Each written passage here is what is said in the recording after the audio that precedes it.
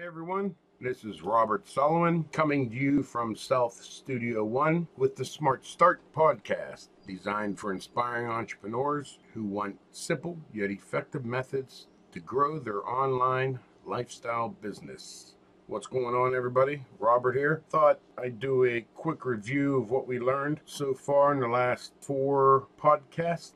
Maybe some cool facts and tips for email readiness. A quick story here. I remember when my business wasn't growing like I had hoped it would. Like anybody else, I was getting pretty frustrated. Everyone hits this point at some time in their business.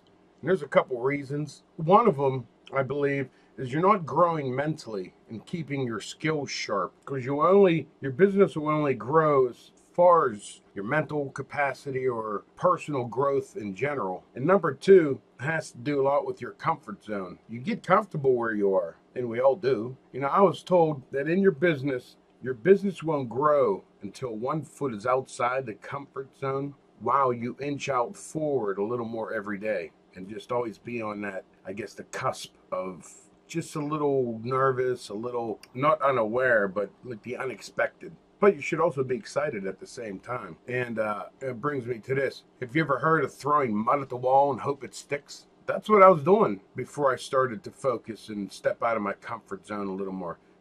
I was putting offers out there, different products I created, one after another, and hope somebody would catch on to it, or it would start to, per se, go viral. So, like I said, I hit that point in my business where I tried everything and then nothing would work. It seemed like I was doing everything correctly. I was just throwing things at the wall and not sticking. I contacted a successful businessman. I've been watching him for many years, and he agreed to mentor me, slap me around a little bit with some work, taught me to stick to one thing all the way to the end until you have it dialed in and work. And I asked him, I said, what is one thing? Or what do you mean? Well, one product or service, market it on one social media site, such as Twitter, but no more than 2, until, like I mentioned above, he said, till you have it dialed in and working. If you're wondering, well, what do you mean working? Simply, the whole system from email to end result, which is making a sale,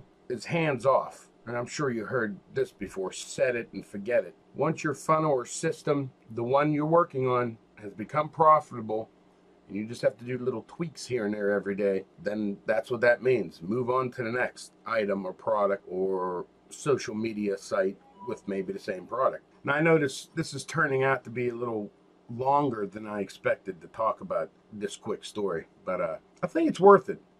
Right now you have a chance to get this type of training for free with the Laptop Economy program. You've heard me mention that in the last, just check the link below in the description box. Hurry, because we can only teach so many, like 5 more people due to the one-on-one approach. Now, with that in mind, I'd like to get to a few smart tips that you should follow in your business. I already mentioned stick to one idea, okay, and you start with your email to the end result, which is a sale, right? Eliminate the confusion. Stick to one idea, but also the links in your entire email go to just one location, one website. Maybe your products page, your resource page. This is cool. According to World Data, these type of emails that you might have 3 links, but they all go to the same page, resource, post. It says these emails have a 48% higher conversion rate over those that provide a link to multiple destinations, such as one going to your offer page, one to the products page, and one to the About Us page. Send it to one place, then proceed to the information that you talked about in your email. You got to keep in mind, people's attention span is about 8.3 seconds. I didn't say that. It's right, 8.3 seconds. People click off a website if something don't catch their eye or hold their interest, okay? Another thing that's important today, and this has been talked about for probably the last here, is your marketing optimized for mobile.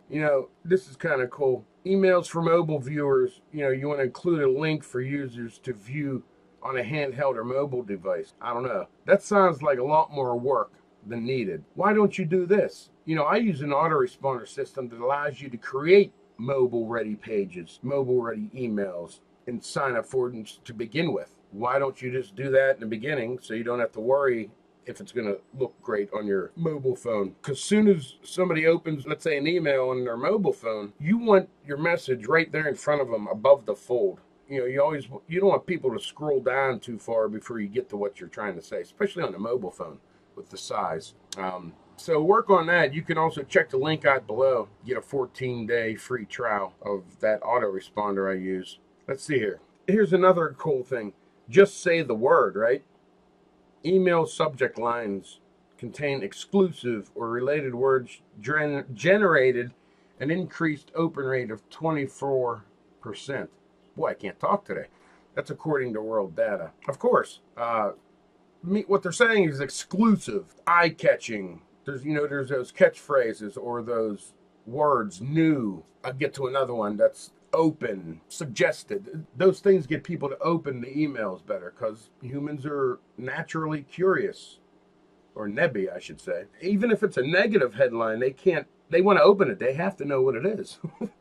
I know I do it. Heck, here's what I was talking about, the exclusive words that you would use in your headline. Remember the word free, and we were told not to use free in our body of our email or the headline, subject line. Well, according to marketing professors, the word free no longer triggers spam.